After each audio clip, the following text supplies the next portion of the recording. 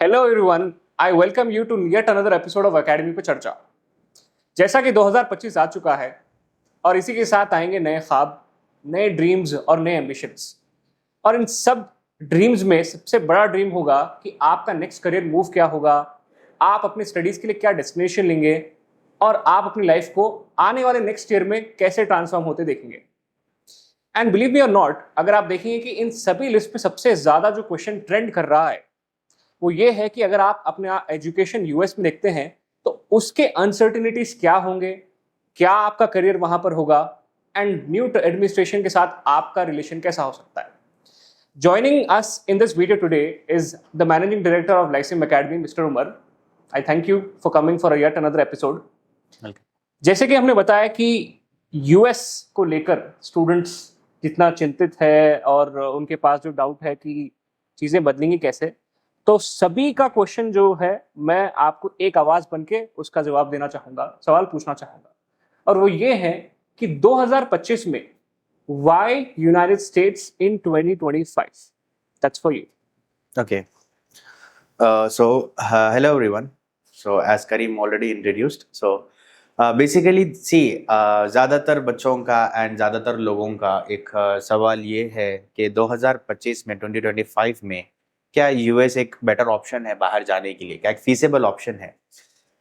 मेरे हिसाब से देखिए कि as of now I think US is one of the best alternate and one of the best choices for studying in foreign countries.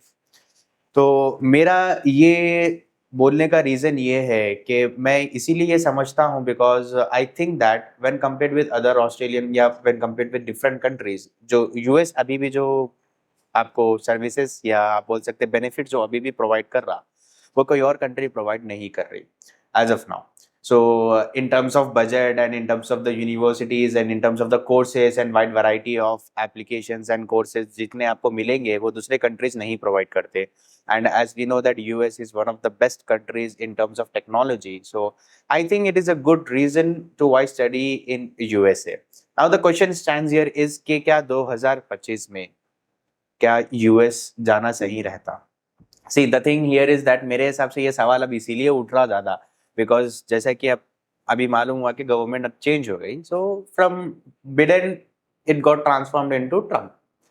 अब ज्यादातर लोगों का डाउट यही रहता है कि अगर ट्रम्प की गवर्नमेंट आई तो क्या यूएस में वीजेस लगते, बिकॉज ज्यादातर लोगों का एक माइंडसेट बने हुआ है कि जब ट्रम्प 1.0 चल रहा था तो ज्यादातर रिजेक्शंस काफी थे, वीजा एप्लीकेशन रिफ्यूज हो रहे थे एंड ट्रम्प अपनी कैंपेनिंग में भी काफी बार बोले कि जो लोग इलीगल है यूएस में हम उनको बाहर करेंगे, यानी इमिग्रेंट्स के ऊपर काफी सारे ये लोग rules and regulations passed out किए। So there is a misconception here, ज्यादातर लोगों को एक जहन में बैठे हुआ है कि क्या हम अप्लाई करें तो वीजेस नहीं लगते क्या। सो सी ईयर मैं लोगों को ये बोलना चाहूंगा कि 2025 में जो अभी ये ईयर आने वाला है या जो रेस्ट 4 इयर्स ट्रम्प के आने वाले हैं, आप जो इमिग्रेशन के लिए अप्लाई करेंगे ये है लीगल इमिग्रेशन, एंड जो ट्रम्प एड्रेस कर रहे थे वो था illegal immigration. Okay, so both of these are different. Illegal immigration वो होता है यानी आप यूनाइटेड स्टेट से प्रॉपर परमिशन लेके आप विदाउट वीजा आप यूएस में एंट्री लिए, that is through any other routes, Mexico and all this जो होता है ना डंकी रूट्स, वहां से गए तो that is illegal administration, illegal entry. but we are talking about legal entry, so this is a different aspect, totally different है ये when compared with the one which Donald Trump is speaking about। ठीक है, तो legal immigration क्या होता, आप permission ले रहे, आप बोल रहे कि मैं ये यूनिवर्सिटी में पढ़ने वाला हूँ या मैं सो एंड सो कंपनी में जॉब करने वाला हूँ H1B के लिए या F1 के लिए मैं ऐसा जाने वाला हूँ, एंड देन फिर आप यूएस में इंटरव्यू दे के प्रॉपरली आप एडमिशन ले रहे। So this is a completely different process. So what happens is that usually लोग कंफ्यूज हो जाते हैं कि अरे ट्रम्प की गवर्नमेंट आई तो क्या वीजेस नहीं, no this is completely different thing, ऐसा कुछ नहीं होता। मेरा मतलब मेरा बोलने का ये है या मेरा पॉइंट ये है यहाँ पर कि अगर आप इंटरव्यू दे रहे, अगर आप प्रिपेयर्ड है एंड आपके पास सारे वो क्वालिटीज अवेलेबल है, so yes you have an option, आपके पास चांस है कि आपको वीजा लग जाता। सो ऐसा कुछ वो नहीं रहेगा कि ट्रम्प की गवर्नमेंट है तो विजेस कम लगेंगे या बिडेन की गवर्नमेंट थी तो विजेस ज्यादा लगेंगे, नो ऐसा कुछ नहीं है। प्रॉब्लम जो इलीगल इमिग्रेंट्स का है, ट्रम्प उसके लिए लड़ाई कर रहे हैं, उसके लिए वो लोग आवाज उठा रहे एंड उसको कम करने की कोशिश कर रहे हैं। बिकॉज इलीगल इमिग्रेंट्स आने से हर कंट्री के लिए, जैसा कि आप सपोज करो इंडिया ले लो या कोई और कंट्री ले लो, इलीगल इमिग्रेंट्स आने से नुकसान काफी होता कंट्री को, and to avoid that, to protect their country and to protect their own interest, वो लोग ये चीज को थोड़ा ज्यादा उस पर वर्कआउट कर रहे। सो इट डजंट मीन कि आपको ये साइड आपको जो है लीगल इमिग्रेंट्स को प्रॉब्लम होगा। सो मेरा नजरिया तो ये है, अगर वो लोग इलीगल इमिग्रेंट्स को निकाल रहे या बाहर कर रहे, तो ये साइड से ये लोग ये भी करेंगे कि लीगल माइग्रेंट्स को बढ़ाएंगे, यानी कोशिश करेंगे कि ये लोग को कंट्री में लीगली बुलाने, because they want to set a good image कि अगर आप आना चाह रहे हैं यूएस में तो प्रॉपर परमिशंस के साथ आइए, प्रॉपर रेगुलेशंस फॉलो कर लेके आइए, सो दैट सारे लोग जो इलीगल आने के है ना वो रास्ते बंद आए, समझ रहे हैं। अगर फॉर एग्जांपल यूएस सिर्फ ये बोला कि हम निकाल देंगे यहाँ से, ये इलीगल लोगों को निकालेंगे, सो निकालना इलीगल लोगों को is not the solution according to me. अगर आप लोगों के लिए वीजा पॉलिसीज हार्ड करेंगे तो वो लोग कैसा भी बैक ऑप्शन ही सेलेक्ट करेंगे ना इलीगल होने के लिए, वो लोग क्या करेंगे उधर से ही जाएंगे, यानी डंकी रोड्स में, बिकॉज ज्यादातर वीजेस नहीं लग रहे करे तो उसको अवॉइड करने के लिए बेस्ट सोल्यूशन ये होगा जो लीगल ऑप्शन से उसको इजी करना है एंड वहां से वीजेस देना है। तो मेरा ये है कि अंदाजा के यूएस गवर्नमेंट जैसा ट्रम्प एडमिनिस्ट्रेशन आएगा तो ये लोग लीगल माइग्रेशन को इजी करेंगे सो दैट जो इलीगल है वो खत्म होगा। तो जैसा अगर आप देखें थोड़े रिसेंटली मैं बोलूंगा जब ट्रम्प रैली कर रहे थे बिफोर इलेक्शन से पहले, ये जून जुलाई की बात है, काफी आर्टिकल्स पब्लिश हुए थे। तो ये ट्रम्प अपने रैली में मेंशन करे कि अगर कोई बच्चा F1 स्टूडेंट पे अगर उधर 2 इयर्स अगर पढ़ता और रेगुलर यूनिवर्सिटी को जाके अगर अच्छे अपनी पढ़ाई कंप्लीट करता, इलीगल नहीं होता, तो उसको 2 इयर्स के बाद ग्रीन कार्ड का एप्लीकेशन की जो फैसिलिटीज है वो देंगे, यानी ग्रीन कार्ड अप्लाई करने का उनको ऑप्शन देंगे। ये पहले ऑप्शन नहीं हुआ करता था बिडेन एडमिनिस्ट्रेशन में। सो जैसा कि बिडेन की गवर्नमेंट थी वो टाइम पे स्टूडेंट्स करना ऑप्शन नहीं था। B1 अगर कोई स्टूडेंट ऑलरेडी F1 करता तो उसको फिर वेट करना पड़ता था, फिर H1B के लिए अप्लाई करना पड़ता था, फिर वो प्रोसीजर यूजुअली कंटिन्यू होता था। बट ट्रम्प जो है अपने रैलीज में ये बोले कि अगर कोई बच्चा F1 2 इयर्स तक अच्छे से कंटिन्यू करेगा उसको ग्रीन कार्ड का एप्लीकेशन भी देंगे, मतलब उसको एक ऑप्शन देंगे ग्रीन कार्ड के लिए डायरेक्ट अप्लाई करने के लिए। सो ग्रीन कार्ड क्या है, बेसिकली यूएस की परमानेंट रेसिडेंसी। सो ये ऑप्शन हम अब मालूम चला कि ट्रम्प दे रहा लोगों के लिए। सो इससे आप एक अंदाजा ये लगा सकते हैं कि जो यूएस में ट्रम्प की जो गवर्नमेंट आने वाली है, तो ये स्टूडेंट वीजा यानी एक इमिग्रेशन को लेके काफी पॉजिटिव वे में स्टूडेंट्स को सपोर्ट करने वाले हैं, समझ रहे। तो इससे फायदा स्टूडेंट्स को काफी अच्छा है। एक चीज तो ये, अगर स्टूडेंट यूएस को गया और पढ़ रहा तो उन्हें यूनिवर्सिटी की फीस पे करा तो यूएस गवर्नमेंट को टैक्सेस आएंगे, एंड वहां पर जब वो लोग पढ़ाई कंटिन्यू करेंगे तो यूएस गवर्नमेंट का फायदा ही है उसमें any how at the end of the day. तो वो ये चीज को वो लोग स्टॉप नहीं करेंगे। तो इसका जो मैं बताया आपको, जैसा मेरा रिसर्च एंड एनालिसिस है, इस पर मैं ये देखा कि ट्रम्प जितने बात भी F1 के बारे में बोले वो पॉजिटिव वे में ही बोले। अब तक कोई ऐसा नहीं बोले कि मैं F1 कम करूंगा या कुछ करूंगा, नहीं। ये ज्यादातर जितना भी बोले F1 को सपोर्ट करने के ही बात बोले इनके रैलीज में। सो मुझे ये दिखता कि F1 के लिए अगर आप प्लान कर रहे हैं 2025 स्प्रिंग में, so this is the best time, आप आराम से कर सकते हैं, आपको वीजा लगने के चांसेस भी ज्यादा है। And when speaking about the Trump administration, I think Trump administration खुद F1 को ज्यादा सपोर्ट कर रही है। ये चीज आप लोगों के लिए काफी एकदम एक तरफ से देखा गया तो इट्स वेरी गुड, बहुत अच्छा है कि आपको कोई गवर्नमेंट है जो स्टूडेंट्स के लिए ज्यादातर सपोर्टिव है। And I think Trump is one of these government जो कैटेगरी में फॉलो हो रही, they are going to award good number of visas as per my expectations। अभी तो जो स्टार्टिंग हुआ, बट जैसा मुझे analysis and based on my experience in this industry, मैं ये बोल सकता हूँ कि यस आई थिंक दैट के आने के जो टाइम है उसमें भी गवर्नमेंट स्टूडेंट्स को सपोर्ट करेंगे एंड वो लोग विजेस भी देंगे। अगर आप कंपेयर करें ट्रम्प का जो फर्स्ट था उसमें भी स्टूडेंट विजेस लगते थे काफी, राइट। हो सकता है B1 B2 थोड़े कम लगते हैं, बट ज्यादातर विजेस से कंपेयर करें तो स्टूडेंट विजेस वो टाइम पे ट्रम्प एडमिनिस्ट्रेशन के टाइम पे विजेस लग रहे थे। स्टूडेंट विजेस स्टूडेंट्स वो टाइम पे भी गए। स्टूडेंट्स कब नहीं गए? कोविड-19 के टाइम पे नहीं गए, बिकॉज वो टाइम पे सारे दुनिया में लॉकडाउन था, तो वो टाइम पे स्टूडेंट्स रुक गए थे जाना। But apart from that majority students wages तो अच्छे लग रहे थे, एंड बिडेन के टाइम पे ज्यादा लगे visas, that I can agree. I think कि ये टाइम पे भी विजेस लगेंगे। सो ऐसा नहीं रहेगा कि रिजेक्शंस होंगे ज्यादा या रिजेक्शंस ही रहेंगे या विजेस ही नहीं लगेंगे। No, this is completely a myth, जो ज्यादातर लोग अभी समझ रहे, ऐसा कुछ नहीं होता। अभी भी अपॉर्चुनिटी है। If you have completed your bachelors और मास्टर्स रिसेंटली, मैं यही सजेस्ट करूंगा कि आप फिर कंटिन्यू करिए, यूएस का प्लान करिए आराम से, कोई इशू नहीं है। ये जहन में मत रखिए कि यूएस में डोनाल्ड ट्रंप आ गया, उन्हें रिजेक्शन करेंगे। No, this is all myths. आप पूरी कंप्लीट न्यूज है उससे वाकिफ नहीं है। आप ये सब चीजों को देखो, मैं पूरा रिसर्च करा, मैं पूरा एनालाइज करा, and based on my research and analysis I have come to this conclusion कि यूएस में ऐसा तो नहीं होगा कि आपको रिजेक्शन ही देखने को मिलेगा अगर आप 2025 में स्प्रिंग में अप्लाई कर रहे हैं यूएस के वास्ते। That is what I can say. To summarize that, जैसा आपने बताया कि ये सारी बातें मिथ थी, ये सारी बातें एक अफवाह, if I can use the right word, थी। और जैसा आपने बताया कि the government is trying to balance between the non-immigrants of the illegal category, जिससे ऑफकोर्स फायदा जो लीगल कैटेगरी के स्टूडेंट्स उनको मिलेगा, राइट। मूविंग ऑन, जैसे गवर्नमेंट चेंज होती है तो नॉर्मली ये एक अजम्पशन होता है कि the policies will also take a swift turn, या चेंज होती है पॉलिसीज भी। तो आपका जो अंडरस्टैंडिंग है with respect to US visas के कंडीशंस एंड पॉलिसीज 2025 में वो कैसे चेंज होते हुए नजर आएंगे? Okay, so see there are some changes जो यूएस गवर्नमेंट की तरफ से आए हुए हैं for policy changes. 2025 new year आया तो 1 जनवरी 2025 से देर आर सम अपडेट्स जो यूएस गवर्नमेंट लेकर आई है। So these are very good updates. Actual में अगर देखा गया, these are updates for facilitating the students. Usually होता क्या, जैसे आप काफी न्यूज में देखे होंगे या सुने होंगे, most of the time problem ये होती है कि बच्चे जब इंटरव्यू देने जाते हैं तो उनको इंटरव्यू के लिए वेटिंग टाइम्स बहुत ज्यादा है। एंड ये प्रॉब्लम कब से है मालूम? कोविड-19 स्टार्ट हुए जब से काफी ये बहुत प्रॉब्लम हो रही। इतनी प्रॉब्लम हो रही कि मेजोरिटी कई स्टूडेंट्स तो ऐसे हैं जो फर्स्ट इंटरव्यू दिए बाद से अगर रिफ्यूज हो गए तो वो लोग सालों वेट करना पड़ रहा था। तो ये प्रॉब्लम को सोल्यूशन निकालने के लिए यूएस गवर्नमेंट का नया अपडेट आया हुआ है जनवरी 1 2025 को। क्या आया इसका अपडेट?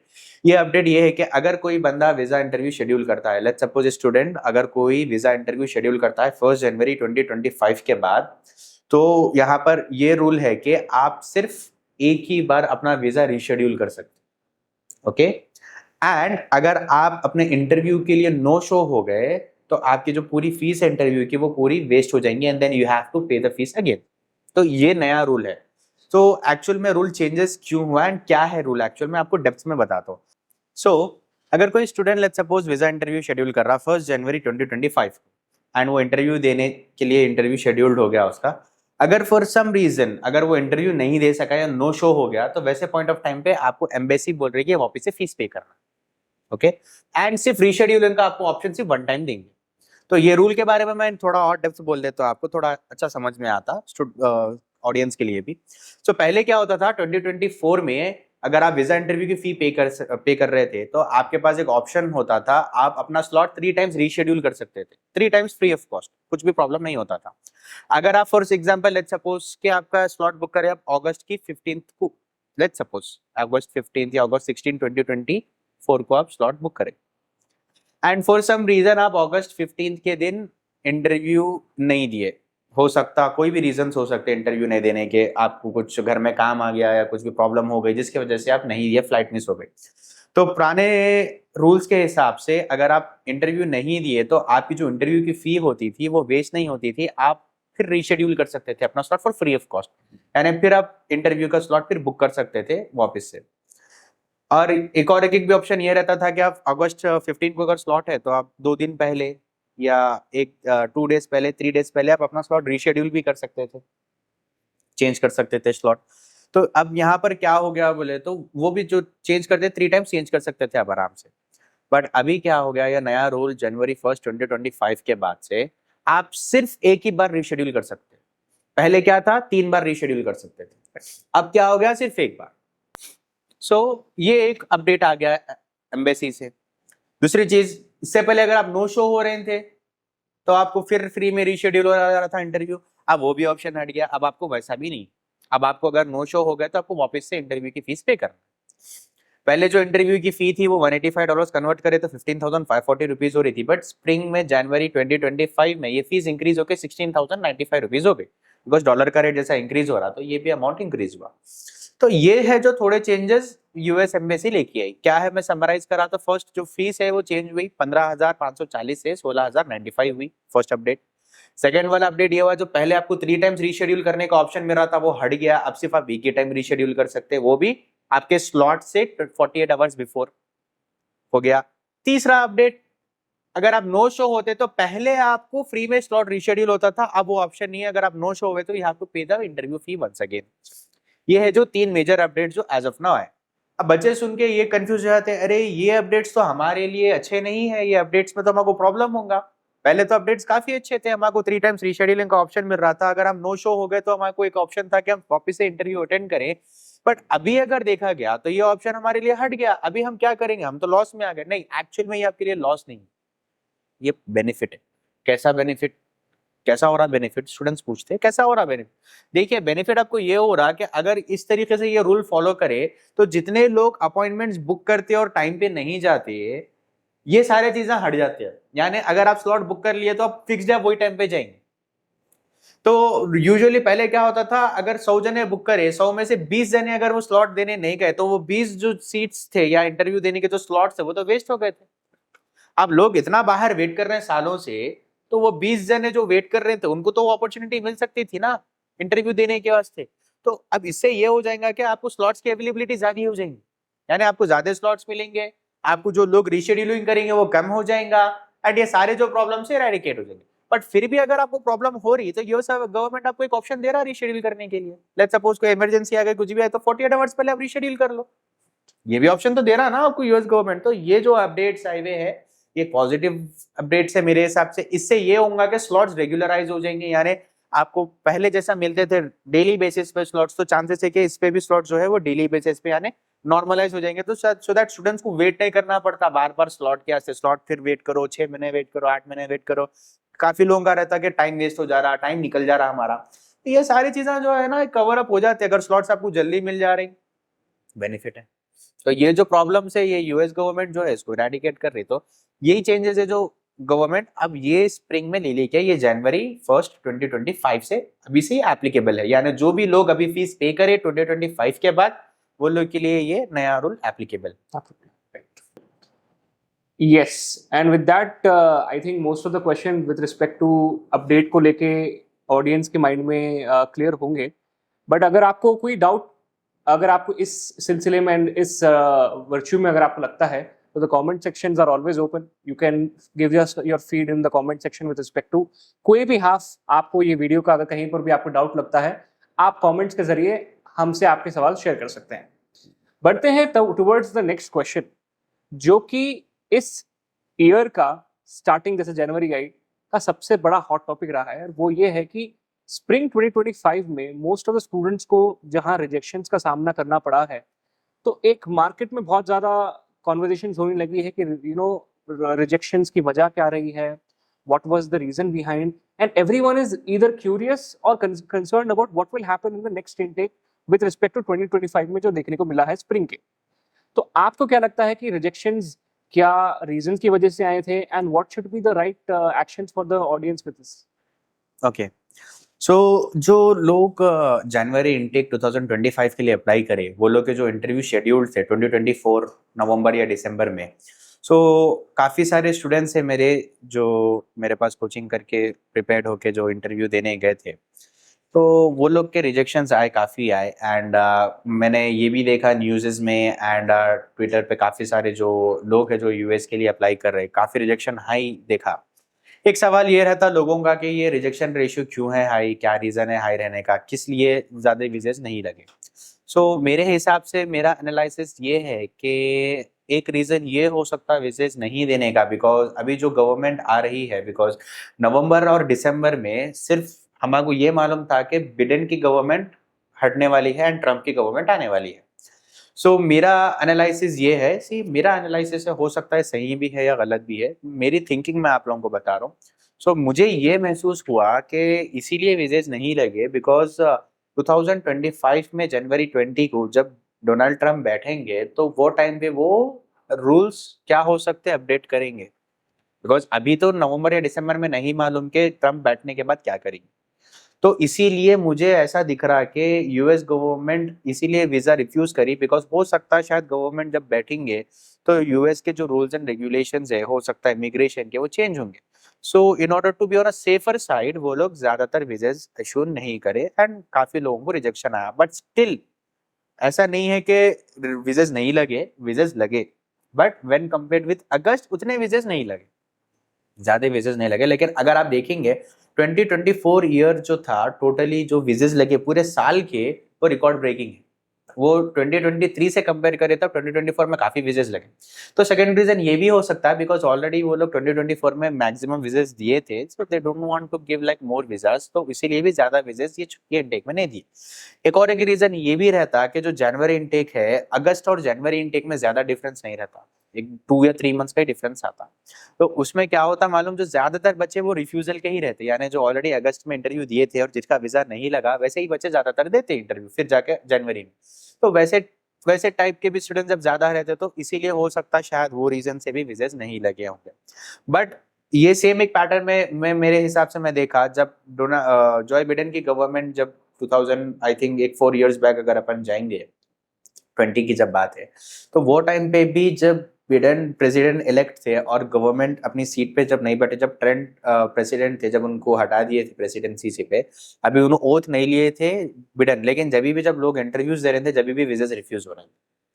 तो मेरा एनालिसिस शायद यही है, हो सकता है शायद यूएस गवर्नमेंट एक सेफर साइड चलना चाह रही, जब ट्रम्प आएंगे पॉलिसी सेट होंगे जब ही विजेस को बढ़ाने का सोचेंगे। तो at this point of time because the government is changing, हो सकता है रूल्स रेगुलेशन चेंज होंगे, हो सकता है आगे चल के कुछ और हो सकता, तो इसीलिए शायद ये लोग ज्यादा विजेस नहीं दिए। ये मेरे हिसाब से प्राइमरी रीजन है। बट जैसा मैं बताया आपको कि रिफ्यूजल्स के बच्चे एंड जो इनटेक का टाइम रहता है ऑलरेडी रिकॉर्ड ब्रेकिंग विजेस दे चुके थे 2024 में, ये भी वेरियस अदर फैक्टर्स हो सकते हैं। ये सारी रिसर्च बेस्ड मैंने रिसर्च की है, हो सकता है सही भी होंगी या गलत भी होंगी, बट जहाँ तक मेरा एक्सपीरियंस है ऑल दिस थिंग्स, मैं तो यही बोल सकता हूँ कि ये रीजंस हो सकते कि यूएस के हाई वीजा रिजेक्शंस देखने को मिले नवंबर और दिसंबर। Well said. जैसा आपने बताया कि ये एक जनरल गवर्नमेंट की पॉलिसी होती है to be on a safer side, और स्टूडेंट्स शायद रिजेक्शंस को देखकर सिर्फ कॉशियस हो जाते हैं, but I think you have given a right note on towards this question. बढ़ते हैं towards the next part of the podcast, जो होगा with respect to scheduling process. यानी अगर ऑडियंस में वो पेरेंट, वो स्टूडेंट एंड वो सिबलिंग जो ये देखना चाह रहे हैं कि यूएस का अब प्रोसेस 2025 के बाद से उनके लिए क्या चेंजेस आएंगे यहाँ पर, so what would be the next thing when it comes to visa interview scheduling process? Okay, see अब जो लोग 2025 में अप्लाई कर रहे हैं यूएस के लिए, उन लोगों के लिए वीजा इंटरव्यू शेड्यूलिंग का प्रोसेस क्या है? सो बेसिकली देखो, प्रोसेस तो सेम है, कुछ भी डिफरेंस नहीं है, खाली जो मैं बताया रूल्स वही रूल्स चेंजेस हुए, सो बाकी का कोई भी डिफरेंस नहीं है, कोई चेंजेस नहीं है, सो सेम फॉलो ही करना है, अपने को कंटिन्यू करना है। बट अब ये मेक श्योर करना है कि आप जब इंटरव्यू शेड्यूल कर रहे हैं तो आपके पास जो सारे डॉक्यूमेंटेशन है वो पूरे रेडी रहना। ऑल द डॉक्यूमेंटेशन जो भी आपको रिक्वायर्ड है वो सारे डॉक्यूमेंट्स रेडी रख के वीजा इंटरव्यू शेड्यूल करना है। खाली एक ही चीज जहन में रख के वीजा इंटरव्यू शेड्यूल करना। अब लोगों को रहता है कि अगर मैं नेक्स्ट इंटेक को अप्लाई कर रहा हूँ, जैसा कि फॉर एग्जांपल अभी के लिए जो नेक्स्ट इंटेक अवेलेबल है, जो बड़े बड़े इंटेक्स होते हैं, वो एक होता है स्प्रिंग, उसको बोलते हैं जनवरी इंटेक, एक आता है इंटेक समर का जो होता है मार्च या अप्रैल इंटेक, उसका फिर नेक्स्ट वाला इंटेक आता फॉल का जो होता अगस्त या सितंबर का इंटेक। ठीक है, ये मेजरली 3 इंटेक्स रहते हैं जो यूएस एम्बेसी या यूएस गवर्नमेंट और यूएस के जो यूनिवर्सिटीज है ऑफर करते हैं। अब इसमें से लेट्स सपोज कि अगर आप नेक्स्ट जो इंटेक है समर का वो अगर आप प्लान कर रहे हैं, तो आपको इंटरव्यू जो देना होता वो होता आपको एटलीस्ट 1 या 2 मंथ्स बिफोर। अगर आप मार्च अप्रैल का प्लान कर रहे हैं तो कम से कम आप 1 महीना या 1.5 महीना या 2 महीने पहले इंटरव्यू दे सकते हैं। तो ये जो है प्रोसीजर आपको फॉलो करना है इंटरव्यू देने से पहले। ऐसा नहीं है कोई क्लास स्टार्ट डेट, अगर आप लेट्स सपोज अप्रैल में क्लासेस स्टार्ट हो रहे हैं तो अप्रैल से 2 दिन या 3 दिन पहले आप इंटरव्यू नहीं दे सकते। तो आपको इंटरव्यू पहले देना है, फिर 4 डेज लगेंगे आपको आपके पासपोर्ट हाथ में आने के लिए। ये सारे जो प्रोसीजर्स होते हैं काफी टाइम लगता, उससे पहले आपको अप्लाई करना होता, फिर यूनिवर्सिटी से acceptance, because on an average 3 weeks तो यूनिवर्सिटी से ही लग जाता है आपको खाली एक्सेप्टेंस I-20 आने। तो ये सारे प्रोसीजर जो है आपको फॉलो करना रहता। तो वीजा शेड्यूल आपको ऐसा करना है, जो क्लासेस स्टार्ट कर रहे हैं जो मार्च या अप्रैल में अगर आपका स्लॉट अवेलेबल है तो उससे पहले अगर आप 1 महीना पहले आप देखना कि कब का डेट अवेलेबल है, एंड देन फिर आप वीजा इंटरव्यू जो है अपना शेड्यूल करके फिर आप गो अहेड करना। तो ये रहता है वीजा इंटरव्यू का जो है शेड्यूलिंग करने का सही तरीका एंड सही प्रोसेस। तो अगर आप ये फॉलो करें, वीजा इंटरव्यू क्या टाइम पे है, क्या डेट पे है अपन, या क्लासेस कब स्टार्ट हो रहे देखे, फिर उसके हिसाब से आप एनालाइज करके फिर आप जो टाइम प्रॉपर है उसके हिसाब से देख के फिर वीजा इंटरव्यू शेड्यूल करना। अभी का जैसा रूल आया कि अब वीजा इंटरव्यूज के जो शेड्यूलिंग के टाइम है वो इंक्रीज होंगे बोल के नया अपडेट, अभी तक तो नहीं हुआ, मे बी थोड़े दिनों में होगा, आगे चल के फ्यूचर में इसको नॉर्मलाइज करेंगे। बट फिलहाल के लिए जो अभी स्टूडेंट्स नॉर्मल जो अप्रोच यूज कर रहे हैं वो ऐसा है कि यूएस एम्बेसी हर इनटेक में आपको एक मिनिमम 1 चांस मैक्सिमम 2 चांस दे रही थी। अब मेरे हिसाब से ये 3-4 ईयर से ये रूल चल रहा है लोग के पास। अगर आप लेट्स सपोज फॉल इनटेक के लिए अप्लाई करें तो आपको 1 टाइम ऑप्शन दे रहे हैं अप्लाई करने का, या नहीं तो मैक्सिमम 2 टाइम्स ऑप्शन दे रहे हैं अप्लाई करने का फॉल इनटेक के लिए, उससे ज्यादा नहीं दे रहे थे। हो सकता है ये फ्यूचर में चेंज होगा, I don't know, but there are some things ऐसा डिनोट करने के ये फ्यूचर में चेंज होगा, यानी आप एक से ज्यादा बार एक इनटेक के लिए बार बार डाल सकते हैं एप्लीकेशन। सो ये शायद आगे चल के फ्यूचर में नया अपडेट वीजा लेके आने वाला है। अब इसमें एक और एक चीज ये है, देखिए आप लोगों को जहन में ये रखना है, अगर आप वीजा इंटरव्यू फी पे कर दिए तो ये सिर्फ 1 ईयर के लिए वैलिड रहती, तो आपको अपना इंटरव्यू 1 ईयर के अंदर, जिस दिन आप इंटरव्यू की फी पे कर रहे हो उसे 1 ईयर के अंदर फी इंटरव्यू शेड्यूल करके दे देना। अगर 1 ईयर से ज़्यादा हो गया तो आपकी फीस एक्सपायर हो जाती है, फिर आपको 16,000 रुपीज़ जो भी आपकी सीजीआई फीस $185 है वो वापस से आपको फिर पे करना पड़ेगा। तो ये भी एक चीज़ है जो ज़्यादातर स्टूडेंट्स को जहन में रखना है। अगर आप वीज़ा इंटरव्यू रिफ्यूज़ हो गए तो ये फीस वेस्ट हो जाती है, वापस से आपको फिर इंटरव्यू की फीस रीशेड्यूल करने के लिए फिर इंटरव्यू की फी पे करना है एंड देन फिर आपको इंटरव्यू देना है। तो ये जो है ये अपडेट रहता अगर आप वापस से रिफ्यूज़ लगे। तो ये सारी चीज़ें हैं जो आपको ज़हन में रखना है वीज़ा इंटरव्यू शेड्यूल करते वक़्त एंड देन फिर आपको अपना जो इंटरव्यू है वो प्रॉपर्ली टाइम के हिसाब से देख के अलाइन करके फिर वीज़ा इंटरव्यू शेड्यूल करना। राइट। सो विद दैट जो एक न्यू न्यूज़ है एंड जो एक न्यू अपडेट है विद रिस्पेक्ट टू एम्बेसी को लेकर, वी नो कि यूएस एक न्यू एम्बेसी को इनॉग्रेट करने वाले हैं बैंगलोर में। तो क्या इसके slots coming up summer intake से अवेलेबल होंगे? ये नेचर ऑफ द एम्बेसी कैसी होगी? ये एम्बेसीज के बारे में आपके बारे में क्या perception? Okay, so there is a new update. जैसा कि आपने बताया, एक न्यू कॉन्सुलेट खुलने वाला है इंडिया में, that is in Bengaluru. Actual में 2 कॉन्सुलेट्स खुलने वाले हैं, एक बेंगलुरु में खुलने वाला है और एक अहमदाबाद में खुलने वाला है। फर्स्ट एंड फॉरमोस्ट वो लोग बेंगलुरु के लिए कर रहे हैं बिकॉज बेंगलुरु एक इमर्जिंग सिटी है, इसमें काफ़ी सारे टेक्नोलॉजिकल जायंट्स जैसा कि बहुत सारी कंपनीज है जो यूएस रिलेटेड भी कंपनीज है बेंगलुरु में। तो बेंगलुरु में एक नया एम्बेसी खुलने वाले हैं। So the thing here is that वो सिर्फ ये बोले कि जनवरी 2025 में ये एम्बेसी इनॉग्रेट होने वाली है। अभी तक तो इनॉग्रेट नहीं हुआ बिकॉज जनवरी 17 के दिन जो अपने मिनिस्ट्री ऑफ एक्सटर्नल अफेयर्स है, मिनिस्टर जयशंकर एंड ये यूएस के जो हाई वाइस चांसलर जो होते एम्बेसीज के, वो भी विजिट करे थे 17 जनवरी को। बट अभी तक ये ओपनिंग नहीं हुआ and as of now they are not providing any visa related service. So visa related service कब प्रोवाइड करेंगे इसकी कोई टाइम या डेडलाइन वो लोग प्रोवाइड नहीं करें। बट आई होप कि ये लोग फिर जल्दी खोलने वाले हैं तो वहां पर भी आपको फिर वीजा इंटरव्यू देने का ऑप्शन मिलेगा। नॉट ओनली वीजा इंटरव्यू, ये लोग B1 B2 या जो भी ऑप्शंस होते हैं ना वीजा देने के वास्ते, एक नई अपॉर्चुनिटी है तो एक नया आपको कॉन्सुलेट अवेलेबल मिलेगा। सो इससे एक फायदा है स्टूडेंट्स को कि आपको अगर एक नया कॉन्सुलेट खोल रहा तो आपको वीजा इंटरव्यूज के लिए जो वेटिंग टाइम है ना वो कम हो जाता है बिकॉज प्रीवियसली 5 एम्बेसीज थे ना, अब 5 से जब 6 हो जा रही तो आपको एक ईजी हो जाता है। नया कॉन्सुलेट जब खुल रहा तो आपको प्रॉब्लम नहीं होती इंटरव्यू शेड्यूल करने या वीजा इंटरव्यू बुक करने के लिए, यानी आपको नया कॉन्सुलेट रहा तो वो रहता। और यूजुअली ये जब नए कॉन्सुलेट्स खुलते तो ये लोग कैपेसिटी बढ़ा देते वीजा इंटरव्यूज लेने के, यानी काउंटर्स ज़्यादा रख देते इंटरव्यूज के वास्ते, तो ज़्यादा लोग आके इंटरव्यू दे सकते हैं वहाँ पर। तो ये नया कॉन्सुलेट खुलने से काफ़ी फायदा है। ऐसा कोई रूल तो नहीं है यूएस में कि अगर आप हैदराबाद के तो हैदराबाद से इंटरव्यू देना, दिल्ली के तो दिल्ली से देना, ऐसा कोई रूल नहीं होता। आप कहीं पर भी इंटरव्यू जाके दे सकते हैं as per your schedule and your convenience. तो आप बैंगलोर से भी इंटरव्यू दे सकते हैं। तो अगर बैंगलोर कॉन्सुलेट अवेलेबल है एंड स्लॉट्स अवेलेबल मिल रहे तो दे सकते हैं। पर ये बोलना कि नेक्स्ट जो इनटेक है समर का, समर तक आपको स्लॉट्स मिलेंगे या नहीं मिलेंगे या जब तक देंगे, वो स्पेक्यूलेशन है प्योरली बिकॉज एम्बेसीज का कोई ऑफिशियल कंफर्मेशन दी नहीं तो अपन भी वो ऑफिशियली नहीं बोल सकते। बट आई एम एक्सपेक्टिंग कि यस खुलेंगे, मिलेंगे शायद। मैं भी सोच रहा हूँ कि हो सकता है अगर एम्बेसी सेटअप हो गए तो may be in couple of months वो लोग फिर वहाँ के भी स्लॉट्स की अवेलेबिलिटी देंगे। सो लेट्स सी, ये वेट एंड वॉच का खेल है, जब खुलेंगे जब भी मालूम चलेगा क्या है क्या नहीं। अब बढ़ते हैं टुवर्ड्स FAQ, जो कि स्टूडेंट्स के जनरल डाउट्स होते हैं with respect to the process, क्योंकि आपने शेड्यूलिंग प्रोसेस को तो स्मूथली एक्सप्लेन कर दिया है। बट मेरे पास कुछ सवाल हैं जो I feel will be very relevant to the audience, क्योंकि उनके माइंड में भी अब वो सेम सवाल होंगे। फर्स्ट ये होगा, अगर आप स्मूथली डिस्कस करें documents for the interview as well, तो वो क्या होंगे? ओके, सो वीजा जब इंटरव्यू देने जा रहे हैं so there are list of documents that which you need to carry. So अगर आप वैक के लिए जा रहे हैं तो basically there are 5 things which you need to carry. आपका passport, I-20, DS-160, appointment confirmation and your service confirmation. These are the 5 documents which you need to carry. And जब आप इंटरव्यू के लिए जा रहे हैं तो आप आपके और सपोर्टिंग डॉक्यूमेंट्स ऐड करिए, जैसा कि आपके फाइनेंशियल डॉक्यूमेंट्स हो गए, आपके वर्क एक्सपीरियंस के अगर कुछ है डॉक्यूमेंट्स तो वो ऐड करिए, आपके एजुकेशनल डॉक्यूमेंट्स, ट्रांसक्रिप्ट्स, और 10th का मेमो, इंटर का memo, SSC and all those things, ये सारी चीज़ें रहते हैं। बट अपार्ट फ्रॉम दैट, जैसा मैं वैक में 5 चीज़ें बोला वो भी, और ये एडिशनल जो डॉक्यूमेंटेशन है ये भी डॉक्यूमेंटेशन सब कैरी कर लेकर जाना वीज़ा इंटरव्यू के वास्ते। सो ओवरऑल एक मैं सजेस्ट करता हूँ कि एक नॉर्मल फाइल रखिए, उसके अंदर ये सारे डॉक्यूमेंट्स आप ऑर्गेनाइज करके रखिए। एंड हमेशा जब आप एम्बेसी में जा रहे हैं तो पासपोर्ट इन हैंड रखिए, सो दैट आपको majority most of the time passport देना ज़्यादा पड़ता है। Your passport and your I-20 are the most important documents, वो जो ज़्यादातर बार बार पूछते। तो जब आप डॉक्यूमेंट्स भी रख रहे हैं तो उसको ऑर्गेनाइज रखिए। अगर वीजा ऑफिसर कोई डॉक्यूमेंट्स पूछा आपको बताने के लिए, तो आप क्या ऑर्गेनाइज रहे तो जल्दी निकाल के बता सकते हैं फाइल में। काफ़ी लोगों का क्या रहता है, जब फाइल कैरी करते तो ऐसा करते एक ब्रीफ केस टाइप कैरी कर लेते, एंड जब इंटरव्यू देने जाते एक ब्रीफ केस टाइप बैग ले लेके जाते।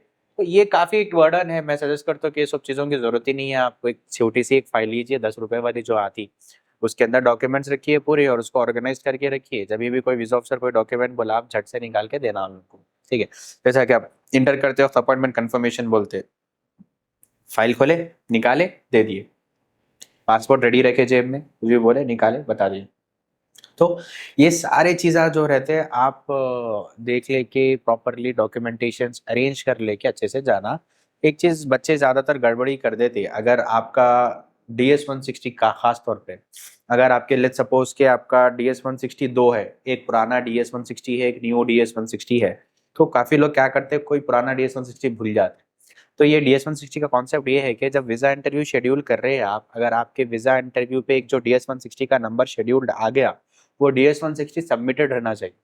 अगर वो DS-160 सबमिटेड नहीं रहा और आप इंटरव्यू देने गए तो आपका वीजा इंटरव्यू कैंसिल होगा।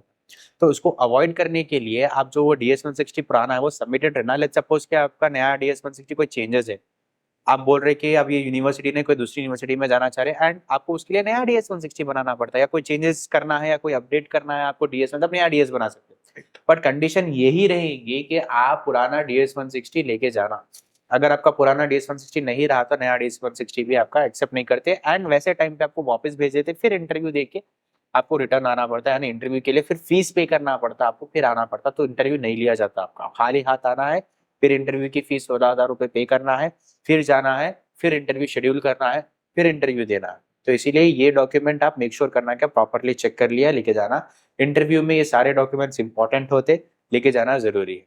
और मैं ये भी सजेस्ट करूंगा कि जो भी स्टूडेंट्स इंटरव्यू को जा रहे हैं, जो टाइम है और लोकेशन है वो प्रॉपरली देख लेना, एक दिन पहले चले जाना, एंड वो टाइम पे वहां पर अवेलेबल रहना, because timings are very important and crucial for visa interview. Timings अगर आप सही फॉलो नहीं करें तो आपका वीजा रिफ्यूज होने के कम ज्यादा आपका वीजा कैंसिल होने के, यानी आपको वापस से फिर आना पड़ता स्लॉट बुक करके रीशेड्यूल करके, यानी 16,000 रुपये वेस्ट हो जाते हैं आपके। बिकॉज अभी जैसे एम्बेसी ऑप्शन हटा दी नो शो का, आप कुछ भी नहीं कर सकते। नो शो अगर आप हो गए तो आपको फिर वापस से 16,000 रुपये फिर पे करना पड़ता। So that is what you want to avoid, and जैसा मैं बताया सारे डॉक्यूमेंट्स को कैरी करना है। अपार्ट फ्रॉम दैट ये जो डॉक्यूमेंट्स है इसकी लिस्ट हमारे वेबसाइट पे ऑलरेडी अवेलेबल है, आप डिस्क्रिप्शन पे से देख के वेबसाइट पे सारे डॉक्यूमेंट्स जो है इसको अरेंज करके लेके जा सकते हैं। एंड जब हमारे जो वीजा इंटरव्यू क्लासेस होते हैं हमारी एकेडमी पे, हम बच्चों को इसमें थोरोली ट्रेन करते हैं, एंड हम उस पे मटेरियल जो है वो बच्चों को जो प्रोवाइड करते हैं उस पे सब चीज़ें मेंशन करे हुए होते हैं। बट फॉर द व्यूअर्स और जो यूट्यूब में देख रहे हैं उन लोग के लिए मैं ये सजेस्ट करूंगा कि जो डिस्क्रिप्शन में लिंक है वो देखिए, एंड उसके हिसाब से सारे डॉक्यूमेंटेशंस को अरेंज कर लेके आप वीजा इंटरव्यू को जाइए।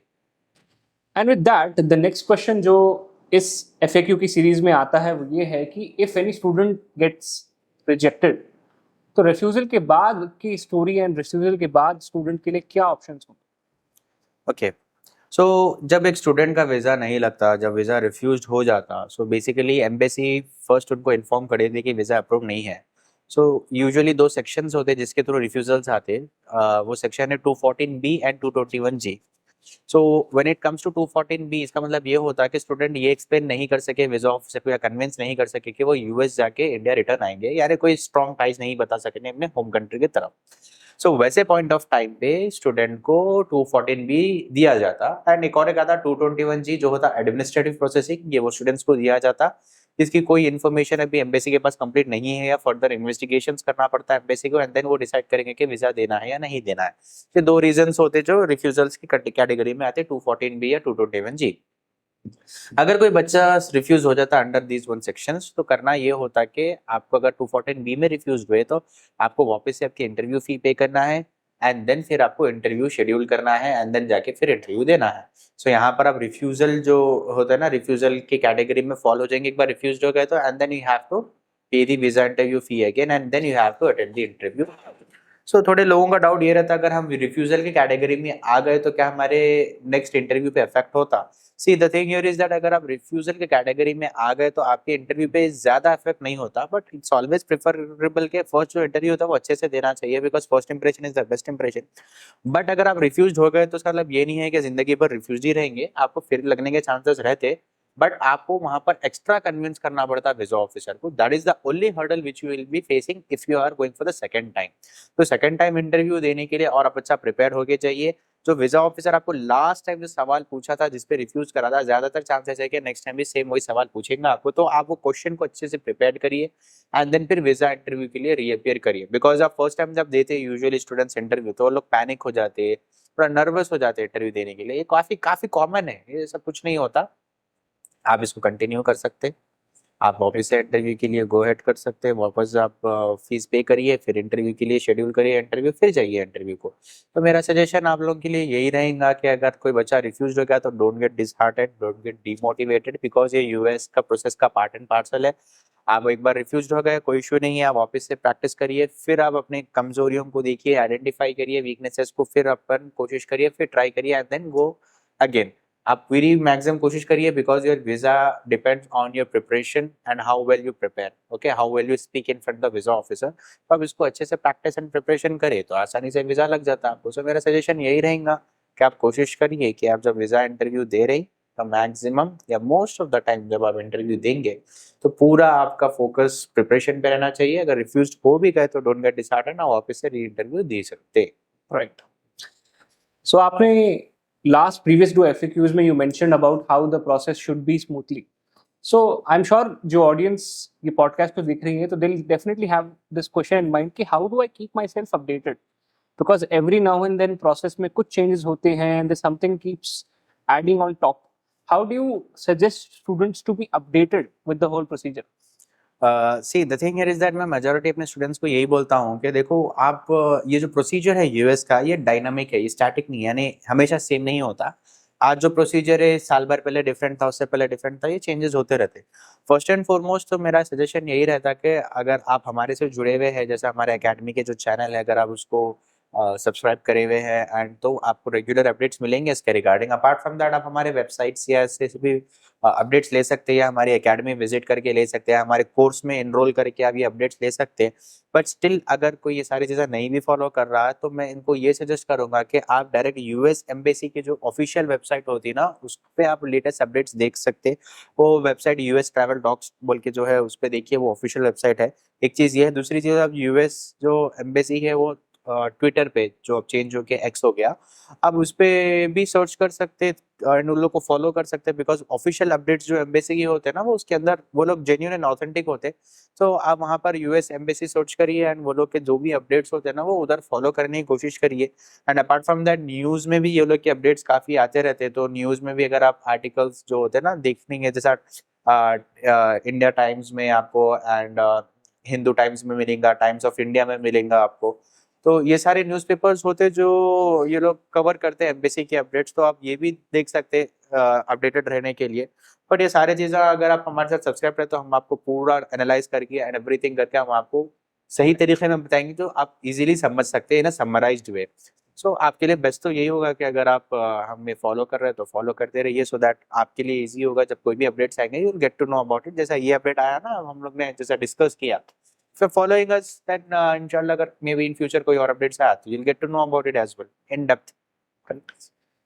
So the whole conversation which was started around USA, तो हमने बहुत सारे डिस्कशंस को अभी इंक्लूड किया इस पॉडकास्ट में, but what would be your take on students जो यूएसए के साथ साथ कोई ऑप्शंस कंपेयर कर रहे हैं, यूएसए के अलावा भी कुछ करियर को अपने लिए दूसरे कंट्रीज में आइडेंटिफाई कर रहे हैं?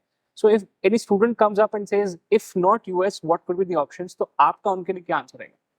सी मेरे लिए मैं यूजुअली क्या सजेस्ट करता हूँ, अगर कोई मेरे से पूछते कोई स्टूडेंट्स आके कि क्या सर अगर हम यूएस करना अच्छा है या कोई और कंट्री से बेहतर है क्या आपके नज़र में, सो सी आप यूएस के लिए आपके ऊपर डिपेंड करता है एज अ स्टूडेंट, आपके प्रेफरेंसेस क्या है, आप क्या चीज़ के लिए यूएस सेलेक्ट करना चाह रहे हैं। सो वैसे हर कंट्रीज के अलग अलग होते प्रेफरेंसेस, लोगों के अलग अलग होते, जैसा कि किसी का कोई पर्सनल फैक्टर होता, कोई यूएस में रिलेटिव होता तो वो यूएस को प्रेफर करता, अगर कोई कनाडा में रिलेटिव है तो वो कनाडा प्रेफर करता है। So it depends on their natural preferences, किस तरह से वो करते।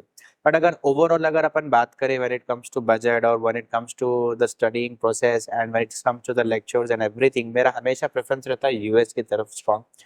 बिकॉज मैं ये समझता हूँ कि यूएस का जो प्रोसीजर है ये बजट फ्रेंडली है एंड इसका जो सिस्टम है वो रोबोस्ट सिस्टम है, ये काफ़ी अच्छा है वीज़ा इंटरव्यू का सिस्टम ये लोग का।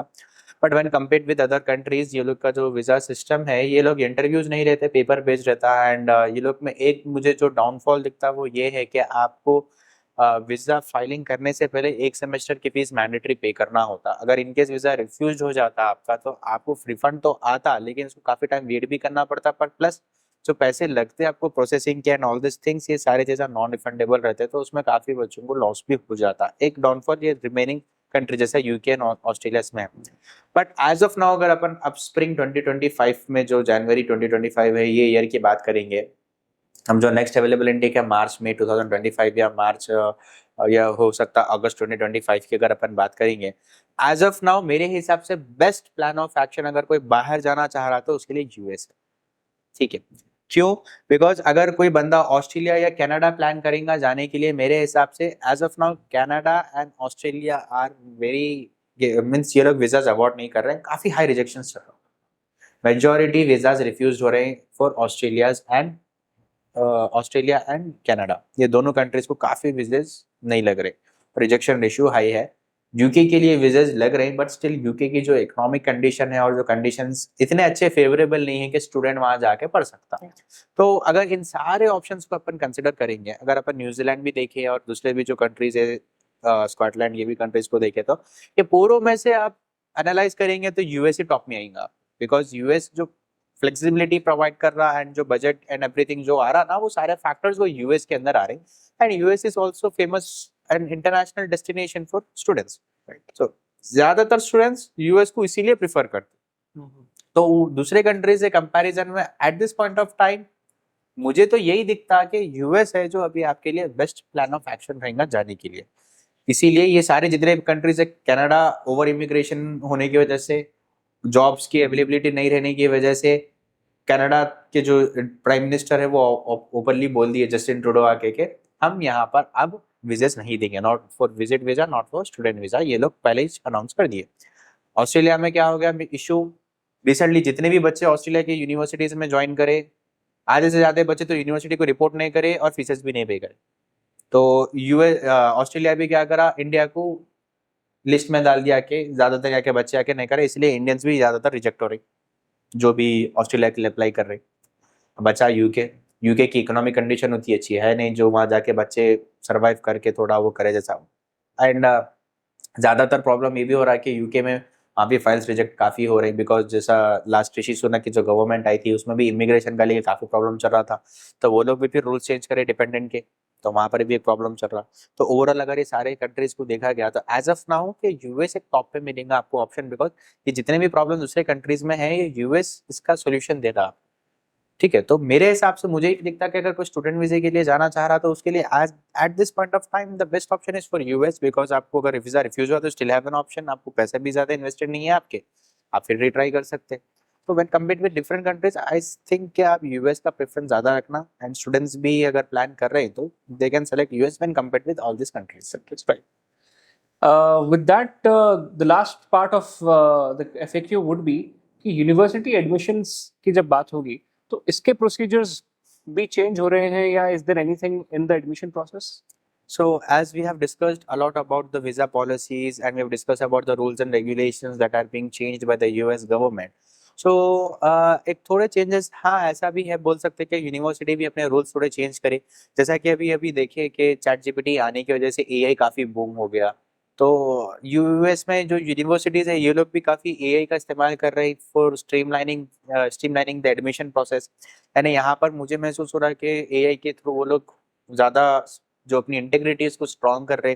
काफी ऐसा होता था पहले बच्चे फेक डॉक्यूमेंट्स डाल के भी ऑफर लेटर्स मंगाते थे यूनिवर्सिटी से, तो थोड़ा और स्ट्रिक्ट एक्शंस ले रहे वो लोग इन लोग के खिलाफ।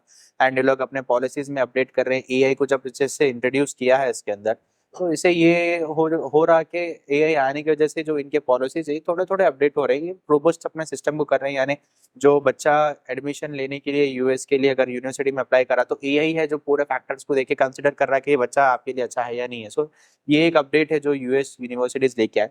अपार्ट फ्रॉम दैट तो कोई ज्यादा मेजर अपडेट नहीं है इसमें, जो जहाँ तक मेरी इन्फॉर्मेशन है कोई ऐसा बड़ा मेजरली अपडेट नहीं है यूनिवर्सिटीज का कि ऐसा ऐसा कुछ चेंजेस होने वाले हैं। बट मुझे जहाँ तक दिख रहा है कि खाली ये है, अगर कोई स्टूडेंट अप्लाई कर रहा है तो कोई इतना मेजर चेंज नहीं है, बट मेक श्योर करिए कि डॉक्यूमेंटेशन एंड एवरीथिंग जेन्युइन है, सो दैट आप यूनिवर्सिटी का जो रिजेक्शन है वो अवॉइड कर सके। राइट। सो इसी के साथ एफएक्यू तो चलता रहेगा and the questions will be coming on the comments as well. तो towards the last half of the podcast जो कि डेडिकेटेड होगा towards students material of preparation और स्टूडेंट्स की approach with respect to next intakes and their virtues. तो यहाँ पर सबसे पहला क्वेश्चन मेरा ये होगा कि प्रिपरेशन को जब स्टूडेंट्स देखते हैं तो वो नॉर्मली ऐसे एज्यूम करते हैं कि it's a very big iceberg and इतना एक पहाड़ जैसे जर्नी है, how do I make it happen.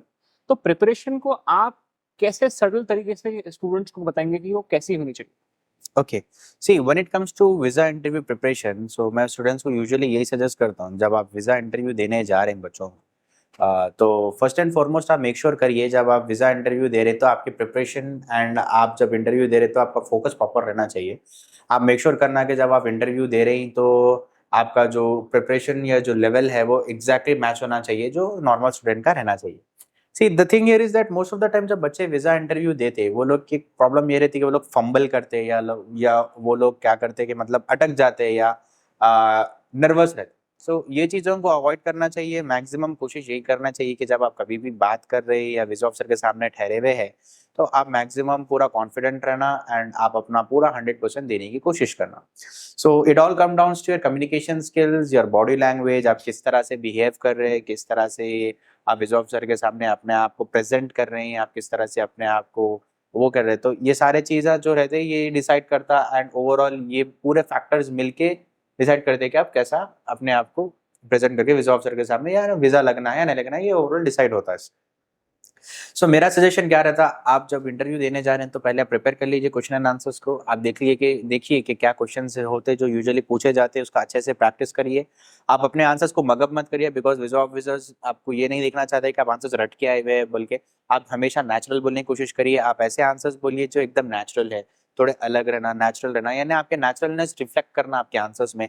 आप आंसर्स रट के जाएंगे, बोल के जाएंगे, या कोई बच्चे का वीजा लगा मैं उसके आंसर्स ही रट के जाऊंगा वही बोल के जाऊंगा, नहीं ऐसा मत करिए। आप वो सब करने से आपको फायदा नहीं है, ये सारे चीज़ आप बेकार होते। आप मैक्सिमम यही कोशिश करिए कि आप जब भी इंटरव्यू देने जा रहे हैं आप नेचुरलनेस रहना आपके अंदर खुद से बोलने की एबिलिटी रहना है, सो दैट वीजा ऑफिसर को महसूस होना कि जब आप इंटरव्यू दे रहे हैं तो ये बंदा नेचुरल है, स्टूडेंट नेचुरल है, तो ये वीजा लगने के चांसेस ज्यादा होते हैं। दूसरी चीज मैं ये सजेस्ट करता हूँ कि आप प्रैक्टिस करिए अपने फ्रेंड्स के साथ या आईने में ठहर के प्रैक्टिस करिए। आप देखिए कि जब आप वीजा इंटरव्यू दे रहे हैं तो मैक्सिमम कोशिश करिए कि सामने ठहर के बात करने की, इससे भी ज्यादा प्रिपरेशन हो जाता है। Apart from that we also have we do provide coaching for interview preparations. हमारे एकेडमी में भी हम इंटरव्यू की क्लासेस लेते, हम बच्चों को प्रिपेयर कराते, जो बच्चे इंटरव्यूज को जाने के लिए रेडी रहते उनको हम अच्छे से प्रिपेयर कराते, प्रैक्टिस कराते एंड हम उनको वो कराते, पूरे हर एक एस्पेक्ट से प्रिपेयर कराते। So if possible you can also join our classes, interview preparation classes. ये भी आप ज्वाइन कर सकते हैं, इसमें भी आपको काफ़ी अच्छा एक एक्सपोजर मिलता है, आपको मालूम चलता है एंड काफ़ी जो लोगों के विजेज अप्रूव्ड होते हैं वो लोग भी अपना डिसीजंस या वो लोग भी अपना एक्सपीरियंस शेयर करते हैं। जो लोग का विजेज रिफ्यूज होते हैं वो लोग भी आके बताते कि क्या रीज़न से विजेज रिफ्यूज हुए। तो जो सारे चीज़ें हैं या आपको मालूम चलते, तो अगर पॉसिबल है तो अगर आप ज्वाइन कर सकते तो हमारे इसको भी ज्वाइन करिए, ये भी आपके लिए काफ़ी बेनिफिशियल होता। और मेरा सजेशन यूजुअली बच्चों के लिए ये रहता है कि आप किसी और के आंसर्स रटिए मत और किसी और के आंसर्स को दिमाग में मत डालिए, बिकॉज हर इंटरव्यू यूनिक होता है, हर इंटरव्यू के क्वेश्चन आंसर देने का तरीका अलग होता है, आपकी प्रोफाइल और वीजा अप्रूव्ड होने की प्रोफाइल डिफरेंट होती। तो आप ऐसा मत लेके चलिए कि आपकी प्रोफाइल उनके साथ मैच होती बोल के। तो इट इज़ ऑलवेज प्रेफरेबल कि आप अपने आंसर्स यूनिक रहना एंड आप हमेशा मेक श्योर करना है कि आप जेन्यून आंसर्स देना। सो ये सारे चीज़ें देने से ही देर आर चांसेस के ज़्यादा वीजाज लगेंगे। तो मैं स्टूडेंट्स को ये सजेस्ट करूंगा कि first and foremost be confident, be natural, try to speak जितना बोल सकते हैं क्लैरिफाई करो, आप शॉर्ट आंसर्स मत दीजिए, कोशिश करिए इलोंगेटेड वे में बोलने के। So all this things will help you to secure your visa. Right. So यहाँ पर you mention about how to prepare with respect to preparation journey के ऊपर आपने बताया। With this the second half will be towards the visa, यानी कि जब visa interview होगा on spot and before that, what would be the general tips, because you have mentored more than hundreds of students, hundreds of success stories के पीछे आप हैं, तो definitely you would have highlighted some certain secret, ingredients. तो आपके वो secret ingredients क्या होंगे वीजा इंटरव्यू? ओके सी, मैं जब बच्चों को पूछते में से कोई बच्चे, तो मैं एक ही चीज़ बोलता हूँ, और मैं जो नोटिस करा मैं ये भी बताता हूँ आपको। ज़्यादातर बच्चे मेजोरिटी वीज़ा इसलिए रिफ्यूज हो जाते हैं बिकॉज वो लोग मिथ रहता है उनके जहन में कि ये पर्टिकुलर एम्बेसी से वीज़ा ज़्यादा लगता है, या वो पर्टिकुलर एम्बेसी से वीज़ा ज़्यादा लगता है, या ये यूनिवर्सिटी से वीज़ा ज़्यादा लगता है, या वो यूनिवर्सिटी से ज़्यादा लगता है। ये लोग परसेप्शन बना लेते हैं अपना ऑलरेडी ऐसा। तो मेरा सजेशन यही रहता है कि देखिए, यहाँ पर मेन है वीज़ा ऑफिसर, आप यही देखता कि क्या सेंस बन रहा। अगर कोई आपको यूनिवर्सिटी पे जा रहे एंड कोई कोर्स पे जा रहे एंड कोई कॉन्सर्ट को जा रहे, तो ये सब चीज़ें वो लोग नहीं देखते कि ये कॉन्सर्ट में है तो वीज़ा देना नहीं, वैसा कॉन्सेप्ट नहीं। ये देखते कि क्या आप जो कोर्स पे जा रहे हो वो कोर्स सेंस बन रहा, क्या वो जो चीज़ पे आप पढ़ रहे हैं या जो चीज़ आप कंटिन्यू करना चाह रहे हैं, क्या वो सेंसिबल है, एंड आप किस तरीके से आंसर कर रहे हैं, या वो आंसर्स लॉजिकल है या नहीं है। तो यहाँ पर मेन पॉइंट मैं यही बोलूँगा ज़्यादातर बच्चों को, जो सीक्रेट आप बोल रहे हैं, जो स्ट्रैटेजी या रेसिपी बोलेंगे, तो यही रहेंगे कि आप जब वीज़ा ऑफिसर के सामने ठहर रहे हैं तो try to be as natural as possible and try to have a good body language, confident रहिए, अच्छे से बात करिए। दिस विल मेक श्योर कि आप जो है वीज़ा इजीली क्रैक करते हैं, because most of the time जितने भी बच्चे वीज़ा क्रैक करे, ये चीज़ उन लोगों में कॉमन मिली मुझे। एंड मैं यही बोलूंगा कि आप मगअप मत करिए, नेचुरल रहिए, एंड मेक श्योर करिए कि आप जब वीजा इंटरव्यू दे रहे हैं पूरे जेन्यूननेस के साथ आराम से वीजा अच्छा दीजिए, कॉन्फिडेंस के साथ आराम से वीजा लगता है। With that, I think we have discussed the main motive जो आज की podcast का आज का एजेंडा का रहा है. But if you think that there is anything that you wanted to hear from us, और अगर आपके कोई doubts है, as I mentioned, comment sections हमेशा open है. We are expecting your queries and आपके answers को तो हम wait कर ही रहे हैं. Apart from that, you can stay tuned with us on our all social media pages, जहाँ पर आप हमारे updates, हमारे activities को follow भी कर सकते हैं simultaneously. With that, मैं आपसे कुछ कंक्लूजन स्टेटमेंट्स चाहूँगा कि आप इस पॉडकास्ट को कंक्लूड करें स्टूडेंट्स के लिए, कोई पॉइंटर्स छोड़े, सो दैट वो नेक्स्ट पॉडकास्ट के लिए और वो नेक्स्ट उनके एक्टिविटीज़ के लिए यहाँ से स्टार्टिंग फाउंडेशन हो. Okay, so for students and parents, I have this message is that first and foremost please don't get panic. ऐसा कुछ प्रॉब्लम नहीं है, कि ऐसा मत सोचिए कि ट्रम्प की गवर्नमेंट है तो विजेस नहीं लगते, ऐसा कुछ भी बोलकर, ऐसा कुछ भी नहीं है। ये सारे मिथ्स एंड सारी चीज़ें, इसको अवॉइड करिए। आप आराम से अपना फोकस करिए, अपना करियर बनाने के लिए जो प्लान्स एंड आपके प्रिपरेशन उसको कंटिन्यू करिए। आप कंटिन्यू करिए अपना प्रोसीजर जैसा आप चाहिए, लाइक प्लान कर रहे हैं। अगर आप यूएस में सेटल्ड होना तो you can continue with your dream, do not let go of your dream. अपने ड्रीम को सैक्रिफाइस करने की जरूरत नहीं है। ये काफ़ी ऐसे मिथ्स चल रहे हैं, ऐसे मार्केट में ऐसे बातें आपको काफ़ी सुनने को मिलेंगे, बट ये सारे चीज़ों में आप अपना टाइम वेस्ट मत करिए। आप कोशिश करिए कि आप जो भी अपना ड्रीम लगाए या जो ड्रीम है वो फोकस करिए, उसके ऊपर आप वर्कआउट करिए, and you will be getting your dream. आप अपने ड्रीम को जो है, जो सक्सेस है, वो ऑटोमेटिकली अचीव करेंगे अगर आप उसको स्टिक करके रहे। तो फर्स्ट एंड फॉरमोस्ट ये सजेस्ट करूंगा कि please don't get into all this myths and all this things. Focus on your goal and focus on your career, first thing. Second, जो भी रूल्स एंड रेगुलेशंस है, ये सारे अपडेट्स जो भी आए हुए हैं रिसेंटली, इसके ऊपर भी फोकस करिए, ये जहन में अच्छे से बिठा लीजिए, एंड मेक श्योर करिए कि जो सारे अपडेट्स है आप उसको अच्छे से समझ गए। अगर समझ में नहीं आया तो आप कोई एक्सपीरियंस बंदे से काउंसलिंग लीजिए, एंड आप मेक श्योर करिए कि सारे चीज़ें आपको क्लैरिफाइड वे में अच्छे से समझ में आ गए। ये दूसरी चीज़। तीसरी चीज़ मैं सजेस्ट ये करूंगा कि जैसे आप अपने करियर के लिए प्लानिंग कर रहे, तो ये एक लास्ट स्टेप रहेगा आपके करियर को एनहांस करने के लिए, यानी फॉरेन स्टडीज कंटिन्यू करने के लिए, वो रहेगा आपका वीजा इंटरव्यू प्रिपरेशन।